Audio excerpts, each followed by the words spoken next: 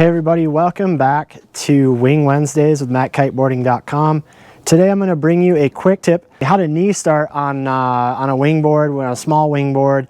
A lot of guys out there going to smaller boards, and with that comes a little bit of growing pains, a little bit of a learning experience, learning curve.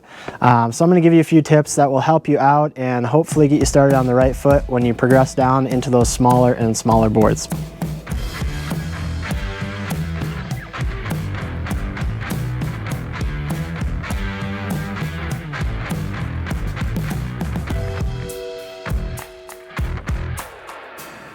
As with all of our videos, go ahead and give us a thumbs up if you like the video. Subscribe to our channel if you want to see more. Any questions or comments, put those in the comment section below. We'd really love to hear what you guys think. If you've gone through this already and you found, some of these tips work for you, let us know.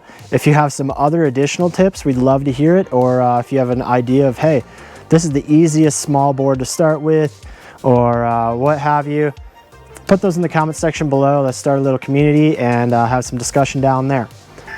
So as I said, this video is about learning to knee start on small volume boards.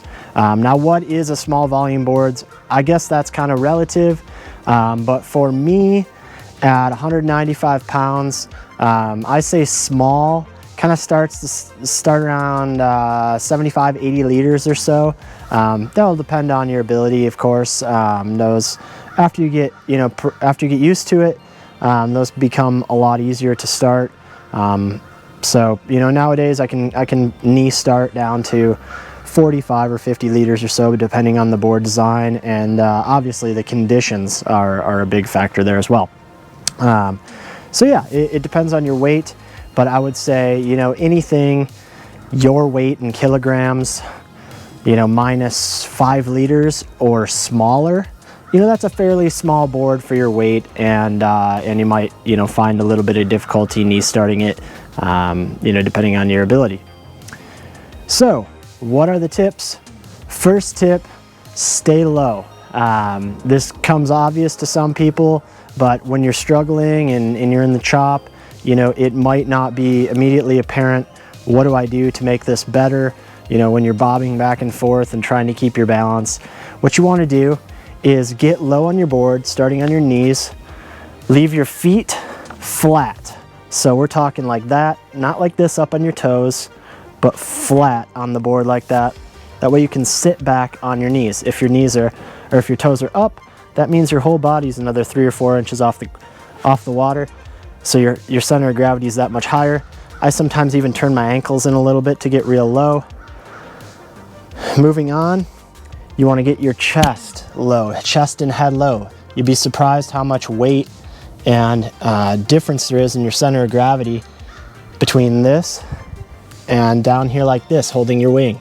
If you're down here low, and I'm not very flexible, some of you guys can probably get real low, that's really going to lower your center of gravity, make your life a million times easier when you're trying to board start a low volume board, especially if you have any kind of current, waves, chop. All that stuff really amplifies the difficulty when you're trying to do that. So once you get down low, you're finagling your wing, get your wing in hand, and then you can sit up on your knees a little higher once you get a little bit of power in that wing.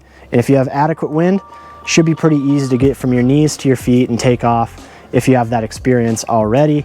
But the key is, when you're struggling, most people are struggling while they're balancing on their knees, trying to get their wing in position and getting your body really low like that until you get some power in the sail to help balance you and get you moving. That's really going to help out. Now, second tip, I already kind of went into this, but the conditions. If you have flat water and we'll say 25 knots or more, this is going to be really easy. You get up and go immediately, and your wing is going to provide a lot of power that you can lean on and balance off of, kind of like training wheels. Now, if you're in lighter conditions, we'll say under 18 knots or so, it's going to be really difficult unless you have some previous experience, and especially if you're compiling that lighter wind scenario with chop or waves or heavy current, it gets really hard. So in those first couple of sessions, it's really going to help you out if you can find a flatter, more calm environment with adequate wind. And if you don't have that, try to search for it. You know, maybe rely on an Old Faithful kind of board if you have some challenging conditions like that, because otherwise you're just really going to struggle until you get successful on that newer board. It's better to build those muscle memories and those good habits in good conditions, and then bring them to the nastier, more challenging conditions later on, than it is to go out there and struggle and waste sessions, you know, just fighting with yourself, fighting with the board, fighting with the conditions. Go have fun if it's nasty conditions and something that's proven. You know, learn the new stuff in the more calm, reserved conditions that are more conducive to learning in a quick way, and without injury. Obviously, that's a big thing. So those are kind of the two big tips I've got. I've got really nothing else to bring to the table with that, you know, other than just your normal knee starting technique like you would on a bigger board. And you know, obviously going to a smaller board, it's more challenging. It's more tippy front to back. It's more tippy side to side. And the sooner you can get up and get moving and get on foil, the better, in my opinion. You know, so do that. One thing I should say is starting with a really small board without any previous experience is a difficult thing. So if you choose to go that way, make sure you're up for the challenge. Make sure, you know, that your mindset's right. It's going to take a while before you're real successful. Even if you already know how to foil or you're a fairly athletic person. I consider myself a pretty good foiler. I'm fairly athletic, and you know, it's still a struggle to learn wing foiling unless you have a decent floater board. That being said, it's not impossible. So, you know, if you're up for the challenge, if you're willing to put in the work for a steep learning curve, go after it. Maybe pick up the phone, call us for some advice on, you know, how small is too small, and refining that, you know, kind of small gray line there where you can still learn with it, but it's still excellent for progression for the years to come. This has been Tucker with MattKiteboarding.com. This has been another Wing Wednesdays.